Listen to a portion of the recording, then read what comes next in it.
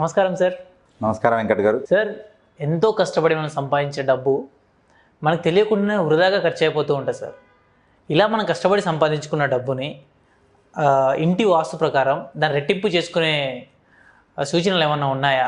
అలా రెట్టింపు అవ్వాలి అంటే ఏం చేయాలి? మన ఇంటి వాస్తు ఏ రకంగా ఉంటే బాగుంటుంది sir? Shiva Om. Welcome to my home lucky home Vedic Mahavastu and money Sutra. ప్రతి ఇల్లు సిరి సంపదలతో, ధనధాన్యాలతో, ఆయురారోగ్యాలతో తులతూగాలని ఆ యాగంటి ఉమామహేశ్వరుని ప్రార్థిస్తున్నాను. శివ ఓం. ఇక్కడ ఈ రెండు ఆస్పెక్ట్లను కలపడానికి లేదు, రెండు డిఫరెంట్ ఆస్పెక్ట్స్. ఫస్ట్ ఆస్పెక్ట్ ఏంటంటే ఖర్చులు తగ్గించుకోవడం, రెండవది సంపదను రెట్టింపు చేసుకోవడం అని అంటే డబ్బులను ద్విగుణీకృతం చేసుకోవడం. ఒకదానితో ఒకటి లింకప్ అయి ఉన్న ఆస్పెక్ట్ వచ్చేసి డిఫరెంట్ అన్నట్టు. కాబట్టి ఫస్ట్ విషయానికి వస్తే, డబ్బు సంపాదించాలి అని అంటే ఖర్చులు తగ్గాలి, డబ్బు ఆదా చేసుకుని ఆ డబ్బును పెట్టుబడి పెట్టుకుని మళ్ళీ మనం డబ్బు సంపాదించుకోవాలి అని అంటే, ఒక చెట్టు మొలవాలనంటే విత్తనం ఉండాలి. కాబట్టి ఆ విత్తనము పెట్టిన తర్వాత దానికి నీరు పోసి ఎరువు వేసి జాగ్రత్తగా చూసుకుంటే అప్పుడు అది మొక్కయి తర్వాత పువ్వు పూసి కాయ కాసి పండు వస్తుంది. దాని నుంచి మళ్ళీ మనకు కొన్ని వందల విత్తనాలు రావడం మొదలవుతుంది. ఇలాగా మనము ఫస్ట్ విత్తనాలు చేతిలో మిగలాలి అని అంటే ఖర్చులు తగ్గించుకుంటే అప్పుడు డబ్బులు మిగులుతాయి. అవి విత్తనాలతో సమానం. అలా డబ్బులు మిగలాలి అని అంటే ఖర్చులు తగ్గించుకోవాలని అంటే వేదిక మహావాస్తు ప్రకారం చూస్తే ఎక్కడెక్కడ ఏమేమి డిఫెక్ట్ ఉంటాయి, డబ్బులు విపరీతంగా ట్యాప్ ఓపెన్ చేస్తే నీళ్ళు ఎలా పోతాయో అలా ధారాళంగా ఖర్చు అవుతూ ఉన్నాయి అని అంటే డిఫెక్ట్ వచ్చేసి సౌత్ ఈస్ట్లో ఉంటుంది. సౌత్ ఈస్ట్ అని అంటే ఆగ్నేయము. ఆగ్నేయం మళ్ళీ రెండు రకాలు, తూర్పు ఆగ్నేయము మళ్ళీ దక్షిణ ఆగ్నేయము. కాబట్టి ఈస్ట్ సౌత్ కలిసేదాన్ని సౌత్ ఈస్ట్ ఆగ్నేయం అంటారు. దాంట్లో మళ్ళీ తూర్పు వైపు ఉంటే తూర్పు ఆగ్నేయము, దక్షిణం వైపు ఉంటే దక్షిణ ఆగ్నేయము. ఈ మూడు జోన్స్లో డిఫెక్ట్స్ ఉంటే డబ్బులు ధారాళంగా ఖర్చు అవుతాయి. ఓకే, డబ్బు ఖర్చు అందరికీ అవుతుంది, అయితే వృధా ఖర్చు కాకూడదు. వృధా ఖర్చు అని అంటే 1,00,000 రూపాయలు సంపాదించే ఇద్దరు ఎంప్లాయీస్ని తీసుకుంటే ఒక ఎంప్లాయీ 30,000 అన్ని ఖర్చులు చేసుకుని 70,000 ప్రతి నెల పెట్టుబడి పెడుతూ ఆ డబ్బును వృద్ధి చేసుకుంటూ ఉంటాడు. ఇంకొక వైపు చూస్తే 1,00,000లో వచ్చిన డబ్బును 1,00,000 మొత్తం ఖర్చు పెట్టేసి మళ్ళీ ఎప్పుడు 1వ తారీఖు వస్తుందా, ఆ 1వ తారీఖు ఎప్పుడు జీతము అకౌంట్లో పడితే మళ్ళీ ఖర్చు పెడదామా అని ఆలోచించేవాడు ఇంకొకడు ఉంటాడు. కాబట్టి ఇక్కడ అందరూ వాళ్ళ సంపాదనను బట్టి ఖర్చులను సెలెక్ట్ చేసుకుంటారు. ఇది తప్పు. ఖర్చులను బట్టి సంపాదన సెలెక్ట్ చేసుకోవాలి. కాబట్టి మనకు నెలకు రెంట్కింత, ఈఎంఐస్ ఇంత, మనకు అయ్యే ఖర్చు ఫుడ్కింత, ట్రావెలింగ్కింత, చదువులకింత, ఫ్యూచర్ ప్లాన్కింత అని చెప్పేసి మనం అన్నీ ప్లాన్ చేసుకుని లెక్క వేసుకుంటే వాటికి 3 రెట్లు ఉన్న జీతం మీ దగ్గర ఉండాలి. ఆ ఖర్చులు 30,000 వచ్చాయనుకోండి, మీ దగ్గర 90,000 జీతం ఉండాలి. ఆ ఖర్చులు 10,000 వచ్చాయనుకోండి, 30,000 జీతం మీ దగ్గర ఉండాలి. అంటే ఎంత మిగిలాలి మీకు? 1,00,000 రూపాయలు 30,000 ఖర్చు వచ్చిందంటే 90,000 మిగిలాలంటే 60,000 ప్రతి నెల మీరు మిగిలించుకోగలగాలి. ఓకే. మరి ఎందుకు ఒకటే శాలరీ 1,00,000 వచ్చినా కూడా ఒకరు పూర్తిగా ఖర్చు పెట్టేస్తున్నారు, ఇంకొకరు 70,000 దాదాపు మిగిలించుకుని ఆ డబ్బును పెట్టుబడి పెట్టుకుని ఆస్తులు కూడా పెట్టుకోగలుగుతున్నారు అని అంటే సౌత్ ఈస్ట్ ప్రధాన కారణం. లిక్విడ్ క్యాష్ మన చేతిలో ఉండాలి అంటే, ఖర్చులు తగ్గాలి అంటే. అక్కడ ఏముంటే ప్రాబ్లం ఉంటుంది? అక్కడ ఉండవలసినది ప్రధానంగా రెడ్ కలర్, ఫైర్ జోన్, డబ్బు ఉండాలి. కాబట్టి అంటే కిచెన్ సౌత్ ఈస్ట్లోనే ఉండాలి. ఆ వంట వండుకునే ప్లాట్ఫామ్ ఏదైతే ఉంటుందో అది ఎర్రటి ప్లాట్ఫామ్ అయితే ఇంకా బాగుంటుంది. అలా లేకపోతే ఎరుపు రంగుది 3 ఇంచుల పట్టి తీసుకొని యూ షేప్లో మనం వేసేసుకున్నట్లయితే ఆ 3 ఇంచుల ఎరుపు రంగు పట్టి వేసుకున్న జోన్లోనే, అంటే అందులోనే మనం స్టవ్ పెట్టి వంట చేసుకోవాల్సి ఉంటుంది అని అంటే ఎనర్జీని ఎన్హాన్స్ చేసుకోవడానికి, డబ్బులు మిగిలించుకోవడానికి. రైట్, ఇది ప్రధాన కారణం. అక్కడ రెడ్ కాకుండా బ్లూ కలర్ ఉన్నట్లయితే డబ్బులు నీళ్ళలాగా ఖర్చు అవుతాయి. ఎందుకు? బ్లూ వచ్చేసి నార్త్ ఎలిమెంట్. నార్త్లో ఏముంటుంది? నీరు ఉంటుంది అని అంటే నార్త్లో ఉన్నటువంటి నీటిని తీసుకొచ్చి మీరు సౌత్ ఈస్ట్లో ఉన్నటువంటి నిప్పు మీద పోస్తున్నారు. నిప్పు మీద నీరు పోస్తే ఏమవుతుంది? నిప్పు ఆరిపోతుంది, ఫైర్ ఉండదు అని అంటే అక్కడ మిగిలింపు ఉండదు, సంపాదన వృద్ధి ఉండదు. కాబట్టి ఇవి రెండు ఆపోజిట్ ఎలిమెంట్స్ అన్నట్టు. ఆపోజిట్ ఎలిమెంట్స్ని ఎప్పుడు కలపకూడదు. అదే నిప్పుకు గాలి తోడైందనుకోండి, ఏమవుతుంది? ఫైర్ ఎక్కువ ఉంటుంది, ఫైర్ ఎక్కువ అవుతుంది. కాబట్టి గాలి తోడైనటువంటి మనం వాటి ఎలిమెంట్స్ని వాడుకోవాలి తప్ప నీరు అంటే దాన్ని ఆర్పేది ఆపోజిట్ ఎలిమెంట్ వాడకూడదు, తోడుగా ఉన్నవి వాడుకోవాలి. కాబట్టి ఎప్పుడు కూడా మనం అక్కడ రెడ్ రెడ్ రెడ్ మొత్తం ఇంటిలో గమనిస్తే సౌత్ ఈస్ట్లో మాత్రమే బ్రైట్ రెడ్ అని అంటే డార్క్ కలర్స్ ఉండడానికి అనుమతి ఉంది. మిగతా చోట నేను చెప్పే కలర్ థెరపీస్ ఏవైతే ఉంటాయో నార్త్కు బ్లూ కానీ, ఈస్ట్లో 70% గ్రీన్ కానీ, తర్వాత వెస్ట్లో 70% వైట్ అని, సౌత్ ఈస్ట్కు రెడ్ అని, సౌత్ వెస్ట్కు ఎల్లో అని నేను చెప్పే కలర్ రెమెడీస్ అన్నీ కూడా light colours except south east. అక్కడ బ్రైట్ ఎంత వీలైతే అంత బ్రైట్ కలర్ ఉండాలి, ఎందుకంటే ఫైర్ జోన్ అన్నది అంత స్ట్రాంగ్ ఉంటుంది అన్నట్టు. ఇది డబ్బులు బయటకు వెళ్లకుండా ఉండేది. ఇంకొకటి ఏంటంటే మన అలవాట్లు కూడా వృధా ఖర్చులను పెంచుతాయి. ఏదైనా మీరు వస్తువులు ఎప్పటికైనా పాసిబిలిటీ ఉన్నంత వరకు వేరే వాళ్ళ చేతిలోంచి డైరెక్ట్గా తీసుకోమాకండి. వేరే వాళ్ళ చేతిలోంచి డైరెక్ట్ తీసుకోకూడదు. అందున ఉప్పు అస్సలు తీసుకోకూడదు. ఉప్పు తీసుకొని అప్పులు ఎక్కువ చేసుకున్న వాళ్ళు ఎంతోమంది ఉన్నారు. అంటే రుణపడిపోతారు. 100 రూపాయలు మీరు ఆ ఉప్పు తీసుకున్నారనుకో వాడికి 1000 రూపాయలు ఖర్చు పెట్టేస్తారు.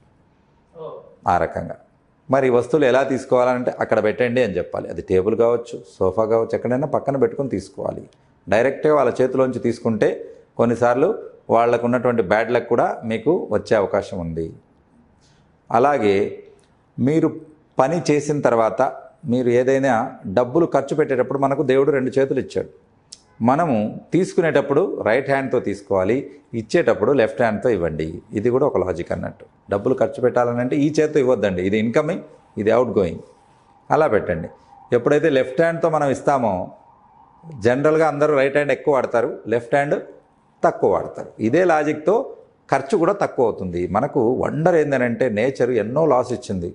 Law of nature, law of attraction, ఈ రకంగా. అందులో లెఫ్ట్ హ్యాండ్కు పని తక్కువ,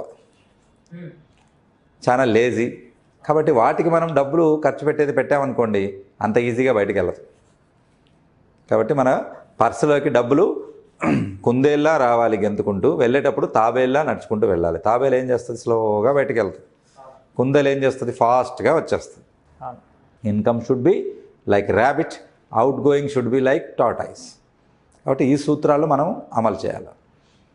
కాబట్టి ఈ లెఫ్ట్ హ్యాండ్తో మీరు ఇవ్వడం మొదలుపెట్టాక డ్యామ్ షూర్గా మీరు అబ్జర్వ్ చేస్తారు ఖర్చులు తగ్గిపోతాయి. ఎప్పుడైతే ఖర్చులు తగ్గిపోతాయో అప్పుడు మన డబ్బు పోగుపడుతుంది. ఆ డబ్బు పోగుపడిన దాన్ని తీసుకుని మనము ఇన్వెస్ట్మెంట్ పెట్టడమా, వాటిని ఏదైనా బిజినెస్లో కానీ, ప్రాపర్టీ కొనడం కానీ, లేకపోతే ఎక్కడైనా ఇంట్రెస్ట్కి ఇచ్చేసి మనం దాన్ని ₹2 వడ్డీ అయితే 4 సంవత్సరాలకు డబుల్ అవుతుంది, ₹4 వడ్డీ అయితే 2 సంవత్సరాలకు డబుల్ అవుతుంది. ₹6, ₹7 ఇచ్చేవాళ్ళు కూడా ఉన్నారు. ₹10కి ఇచ్చేవాళ్ళు కూడా ఉన్నారు. 10 మంత్స్కి డబుల్ అయిపోతుంది, 10 నెలలకే డబుల్ అయిపోతుంది. అలాగా బ్యాంకులో ఇచ్చేటువంటి 60% అని అంటే 60 పైసలు 70 పైసలు ఇంట్రెస్ట్ అయితే 8 సంవత్సరాలకు డబుల్ అవుతుంది. ఇది మీరు ఎక్కడ ఎలా పెట్టుబడి పెడతారు అనే దాన్ని బట్టి మీకు ఇది ఉంటుంది. తక్కువ సమయంలో పెట్టుబడి రావాలి అని అంటే కింద కనపడిన నంబర్లకు మీరు కాల్ చేసినట్లయితే అక్కడ మీకు ఆర్థిక సలహాలు ఇవ్వడం జరుగుతుంది. అలాగే పిల్లలకి డబ్బు వృధా కాకుండా డబ్బు మీద మన దృక్పథం మారాలి అని అంటే ఆస్పెక్టే మారాలి. అప్పుడే డబ్బు ఆదా చేయగలుగుతారు. అవి నేర్పించడానికి బాలచాణక్యానికి ఒక ప్రోగ్రాం పెట్టాం. ప్రతి పిల్లవాడిని కూడా కోటీశ్వర్లు చేయాలన్నది ఈ బాలచాణక్య ప్రోగ్రాం యొక్క మెయిన్ ఉద్దేశం అన్నట్టు.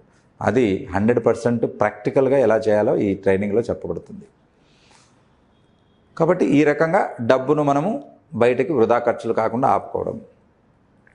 అలాగే వీటితో పాటు డబ్బు నిలబడాలనంటే ప్రతి శుక్రవారము పసుపుతో ఇల్లు క్లీన్ చేసుకోవడము, మిగతా వారాలన్నింటినీ కూడా ఉప్పుతో ఇల్లు కడిగేసేయడం, ఫ్లోర్ క్లీన్ చేయడం.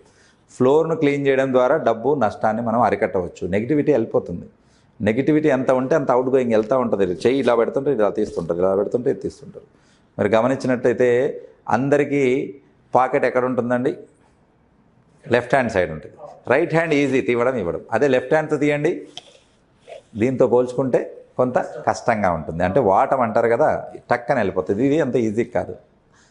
ఈ రకంగా చిన్న చిన్న లాజిక్స్తో మనము పెట్టేటప్పుడు మనము కాన్సన్ట్రేషన్ చేస్తాం. ఇలా అయితే టక్కన ఇచ్చేస్తాం. ఇలా అంటే తీసేటప్పుడు ఈ తీసేదానికి పట్టే టైం లోపల మన ఆలోచన వస్తుంది. ఈ వస్తువు నాకు అవసరమా? ఈ వస్తువు లేకపోతే పని జరుగుతుందా?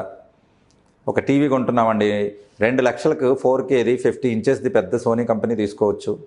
20,000కి కూడా అదే ఎల్జీ లేదా సోనీ కంపెనీలో టీవీ వస్తుంది. బొమ్మ అదే ఉంటుంది, పెద్దగా ఉంటుంది, చిన్నగా ఉంటుంది. కాబట్టి నేను 2 లక్షలు పెట్టే బదులు 20,000తో ఒక టీవీ చూసుకుని పని జరుపుకుని 1,80,000 నేను పెట్టుబడి పెట్టుకుని 5 ఇయర్స్ వరకు ఈ ఐడియాను పోస్ట్పోన్ చేస్తే, లేదా ఈ ఆశను, ఈ కోరికను పోస్ట్పోన్ ఇట్. మనిషి ఉన్నది ఎంజాయ్ చేయడానికి, కానీ ఆ ఎంజాయ్ చేసే లక్షణాన్ని ఒక్క 4 ఏళ్ళు పోస్ట్పోన్ చేసుకుంటే 1,80,000 కాస్త నేనేం చెప్పాను, ₹2 వడ్డీతో 4 ఏళ్ళకి డబుల్ అయిపోయింది. అప్పుడు 1,80,000 3,60,000 అవుద్ది. కాబట్టి అప్పుడు మీరు 1,80,000 లేదా 2 లక్షలు టీవీ కొన్నా మీ దగ్గర ఇంకా 1,60,000 మిగిలి ఉంటాయి. Super sir. కాబట్టి ఎప్పటికి కూడా పోస్ట్పోన్ ద విషెస్. ఎంతవరకు? ఏదో 50 ఏళ్ళు 60 ఏళ్ళు కాదు, 4 ఏళ్ళు ఓపిక పట్టండి. కారు కొత్తది కొనాలనుకుంటున్నారు, 20 లక్షలు 30 లక్షలు కారు వాల్యూ ఉంది. దాని బదులు ఆ 20 లక్షలకు మీకు డౌన్ పేమెంటే 10 లక్షలు 6 లక్షలు కట్టించుకుంటాడు. 6 లక్షలకు వచ్చే కారు తీసుకోండి, నో ఈఎంఐ, తీసుకొని వచ్చి శుభ్రంగా వాడుకోండి. మిగిలిన డబ్బును పెట్టుబడి పెట్టండి, రియల్ ఎస్టేట్లో పెట్టండి, షేర్ మార్కెట్లో అనుభవం ఉంటే, లేదా మ్యూచువల్ ఫండ్స్లో పెట్టండి, వడ్డీకి ఇవ్వండి. అన్నిటికన్నా బెస్ట్ ఏదైనా వస్తువును మీరు పెట్టుకొని, ఇల్లు కావచ్చు, ప్లాట్ కావచ్చు, గోల్డ్ కావచ్చు, ఏదైనా పెట్టుకొని మీరు ఇవ్వండి. సెక్యూరిటీ కింద మీరు సేఫ్గా ఉంటారు. కాబట్టి ఈ రకంగా మీ డబ్బును వృద్ధిలోకి చేసుకోవడానికి ఇవన్నీ ఏంటి, మనం నెక్స్ట్ టాపిక్లోకి వచ్చాము, డబ్బును డబుల్ చేసుకునేది. కాబట్టి ఫస్ట్ డబ్బులు పోకుండా ఆపడం. చిల్లులున్న కుండలో కానీ, చిల్లులున్న పాత్రలో కానీ మనం నీళ్లు పోస్తూ ఉన్నాం అనుకోండి, పైనుంచి అవి కింద నుంచి వెళ్ళిపోతూ ఉంటాయి. అసలు అందులో నీరు ఎప్పుడు నిలబడుతుంది, మనకు ఎప్పుడు ఉపయోగపడుతుంది అని అంటే first you have to block that holes. ముందు ఆ చిల్లులను ఆపాలి. చిల్లులను ఆపాలి అని అంటే ఖర్చులు తగ్గించుకోవాలి. అనవసరమైన ఖర్చులు, basic needs must and should ప్రతి ఒక్కరికి ఉంటాయి.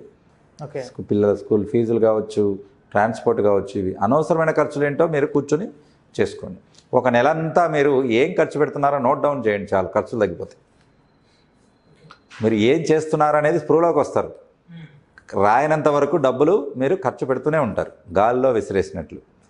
ఎప్పుడైతే మీరు రాస్తూ వెళ్తారో, ఈ రెస్టారెంట్కి వెళ్తే 4,000 బిల్లు, అది ఇచ్చినప్పుడు తెలీదు, రాసి చదువుకున్నప్పుడు అబ్బో 4,000 బిల్లు అవుతుందా, అయితే మనం ఈసారి పోయినప్పుడు ₹1,000 బిల్లు అయ్యే రెస్టారెంట్ చూసుకుందాం, లేదా అక్కడ ఏమైనా బోనస్ ఉన్నాయా, డిస్కౌంట్స్ ఉన్నాయా, ఆఫర్స్ ఉన్నాయా. లంచ్ ఒక్కొక్కసారి ఫ్యామిలీ ప్యాక్స్ ఇస్తుంటాయి, చాలా హోటల్స్ ఉన్నాయి హైదరాబాద్లో. 1000 ఇస్తే ఫ్యామిలీ మొత్తానికి ఫుల్గా పెట్టేస్తారు, ఏం కావాలో. అటువంటి ప్యాక్స్ ఉన్నట్లయితే మీరు అక్కడ వెళ్ళొచ్చు. మిగిలిన 3,000 సేవ్ చేసుకుంటే అవే మన ఫ్యూచర్ భవిష్యత్తుకు, సంపదకు ఒక విత్తనాలుగా మారుతాయి. కాబట్టి విత్తనాలు లేకుండా ఏ రైతు పంట వేయజాలడు, పంట రాదు. అలా విత్తనాలు రావాలంటేనే మీరు మనీ సేవ్ చేసుకోవాలి. ఫస్ట్ సేవ్ చేసుకున్న డబ్బులు భవిష్యత్ తరాలకు పెట్టుకోవాలి. మీరే సంపాదించిందంతా వాడుకున్నారనుకోండి, మీరు వచ్చే జనరేషన్ మీద ఆధారపడాలి. బాబు నాకు డబ్బులు ఇవ్వని చేయి చాచి అడగాల్సి వస్తుంది, అది మంచిది కాదు. అలా చేయడం మీకు శోభయానం కూడా కాదు, అంటే గౌరవంగా కూడా ఉండదు పిల్లలను డబ్బులు అడగడం. కాబట్టి మనం క్రమశిక్షణ పాటిస్తే, ఆర్థిక క్రమశిక్షణ పాటిస్తే మన డబ్బే మనకు రెట్టింపై 4 రెట్లై 10 రెట్లై మీకు వెన్నుదన్నుగా ఉపయోగపడుతుంది. మీరే ఇంకొకరికి ఇచ్చే పొజిషన్లో ఉంటారు. సూపర్ సార్, చాలా బాగా చెప్పారు సార్. మీరు మనీ సూత్ర క్లాసెస్ కండక్ట్ చేస్తూ ఉన్నారు సార్. ఈ క్లాసెస్ ఏ టైంలో ఉంటుంది, ఎక్కడెక్కడ ఉంటాయి? అండ్ ఇంకొకటి, మీరు బిజినెస్ టిప్స్ చెప్తూ ఉంటారు అండ్ మెడిటేషన్ గురించి చెప్తూ ఉంటారు. చాలామంది బిజినెస్ టిప్స్ నేర్చుకోవడానికి అండ్ డబ్బులు సంపాదించాలి అంటే ఎలా చేయాలి, ఏం చేయాలి అని చెప్పి తెలియక, ఇంట్లో వాస్తు ప్రాబ్లమ్స్ ఉండి ఆ సమస్యలు తీరక కొంతమంది స్ట్రగుల్స్ అనుభవిస్తూ ఉంటారు సార్. అటువంటి వాళ్ళు మిమ్మల్ని అప్రోచ్ అవ్వాలి అంటే ఎలా అప్రోచ్ అవ్వచ్చు సార్? మనీ సూత్ర క్లాసెస్ వచ్చేసి ఇక్కడ జూలై 10th హైదరాబాద్లో, 17th విజయవాడలో, 24th వైజాగ్లో కండక్ట్ చేయడం జరుగుతుంది. ఈ క్లాస్లో ఈ విజిట్కు కావాల్సిన వాళ్ళు అంటే విజయవాడ, విశాఖపట్నం, హైదరాబాదు, తర్వాత తిరుపతి, ఈ డేట్లో విజిట్ కావాలనుకున్న వాళ్ళు కూడా మీరు బుక్ చేసుకోవచ్చు. అక్కడ బుక్ చేసుకున్నప్పుడు విజిట్ తీసుకోవడం జరుగుతుంది, వాస్తు విజిట్. అలాగే ఈ క్లాస్లో మనము 200 బిజినెస్ ఐడియాస్ ఉన్న ఒక బుక్లెట్ మీకు ప్రజెంట్ చేయడం జరుగుతుంది. దాంట్లోంచి ఒక బిజినెస్ ఐడియా సెలెక్ట్ చేసుకుని డబ్బు సంపాదించే మార్గంగా మీరు మలుచుకోవచ్చు. Money attraction, money affirmation, money visualization అన్నది నేను తయారు చేసినటువంటి పవర్ మెడిటేషన్ చార్ట్ యొక్క సహాయంతో ఎలా వర్కౌట్ అవుతుంది సైంటిఫిక్గా అన్నది 1 అవర్ మీకు ఒక సెషన్ ఇవ్వడం జరుగుతుంది. అలాగే అప్పులు త్వరగా ఎలా క్లియర్ చేసుకోవాలి, ఎందుకంటే ఇందాక చెప్పుకున్నాం, వృధాను ఆపేస్తేనే, వడ్డీని ఆపేస్తేనే మీకు అది అసలుగా ఉపయోగపడుతుంది. ఇతరులకు కట్టే వడ్డీ ఆపితే మీకు అది అసలు అవుతుంది. ఇలాగానే సంపద కూడబెట్టగలుగుతారు. కాబట్టి గొప్ప గొప్ప చరిత్రలో డబ్బు సంపాదించిన వాళ్ళన్నీ ఫాలో అయ్యే సూత్రాలన్నీ క్రోడీకరించి అప్పును తక్కువ టైంలో ఎలా చేసుకోవాలన్నది పంచసూత్రాలుగా మీకు చెప్పడం జరుగుతుంది. వీటితో పాటు వేదిక మహావాస్తు అందించే చిన్న చిన్న టిప్స్, తక్కువ ఖర్చుతో పట్టీలు, డోర్ మ్యాట్స్, కర్టన్స్ మార్చడం ద్వారా ఇంటిని ధనాకర్షణగా మార్చుకోవడానికి అవకాశం ఉంది. ఈ క్లాస్లో ఇంట్రెస్ట్ ఉన్న వాళ్ళు కింద కనపడిన నంబర్లకు మీరు కాల్ చేసి రిజిస్ట్రేషన్ చేసుకోవచ్చు. అలాగే బూన్ ఎడ్యుకేషనల్స్ ఫ్రాంచైజీ అన్నది ఇంట్లోనే ఉంటూ మీ చుట్టుపక్కల ఉన్న పరిచయాలు వాడుకొని మీరు డబ్బు సంపాదించడానికి ఉపయోగపడుతుంది. ఆ ఫ్రాంచైజీ డీటెయిల్స్ కోసం కూడా మీరు కింద కనపడిన నంబర్లకు కాల్ చేసి రిజిస్ట్రేషన్ చేసుకోవచ్చు. Shivom. Thank you sir, thank you so much. Thank you Venkat గారు, thank you Suman TV and thank you viewers. Shivom. So చూసారు కదండి వీడియో. ఈ వీడియో కనుక మీకు నచ్చినట్లయితే లైక్ చేయండి, షేర్ చేయండి అండ్ సబ్స్క్రైబ్ చేసుకోవడం మాత్రం మర్చిపోవద్దు. Thank you so much.